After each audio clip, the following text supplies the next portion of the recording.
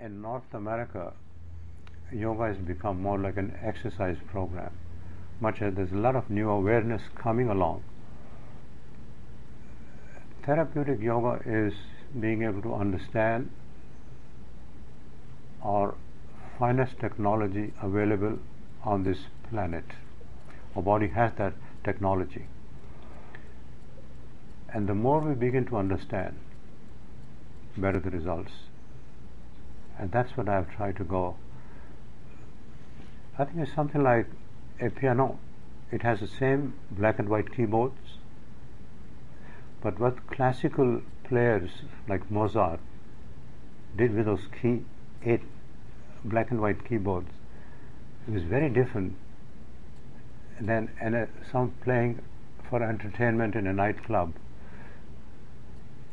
And that's what I've gone into. Try to understand the very depth of our technology that the wisdom of our body has, which keeps orchestrating itself non-stop every moment. And it processes infinite scale of activity simultaneously and spontaneously. It has an unfaltering mathematical precision. With that technology, we should be jumping with joy.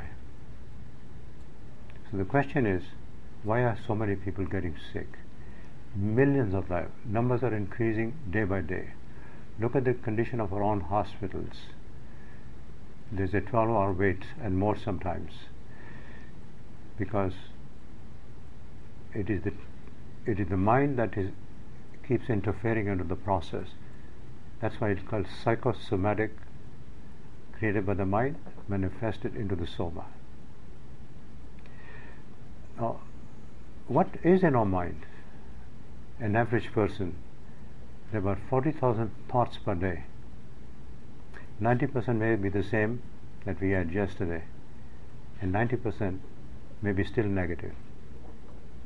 The law of attraction, which nobody understands, with the films like The Secret, it is what we feel, how we feel, is going to be actualized, is going to be materialized.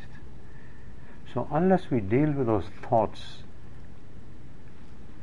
memories of the past and the future, what is in the memories of the past when we have that mental chatter, that constant internal dialogue? Fears, worries, anxieties, lack of trust, sense of uncertainty, poor self-image. With that, whether they're conscious or subconscious, every thought is being translated into our biology. If we think it's the fear that creates epinephrine, like a stress hormone. If there was no fear, there would have been no epinephrine. So fear can create epinephrine, the stress hormone. A happy thought will produce a happy healing molecule. So why yoga becomes a therapeutic tool? It deals with the root cause of the problem, not the symptoms. And the root cause is our own emotion, our own thoughts. And one of the second verses of Patanjali's sutras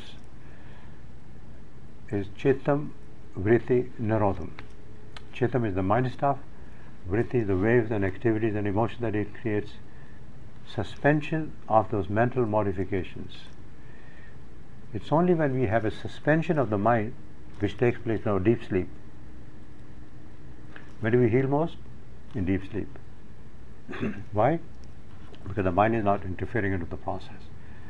And that's what yoga does. We bring the mind into a state of calmness, almost to the point of silence, which is like taming of the mind. Mind is like an untamed horse. Untamed horse is not going to be productive. It's going to be resistant, it's going to be stubborn, and not productive. Tame the mind, our energy goes where attention goes. Where is our attention?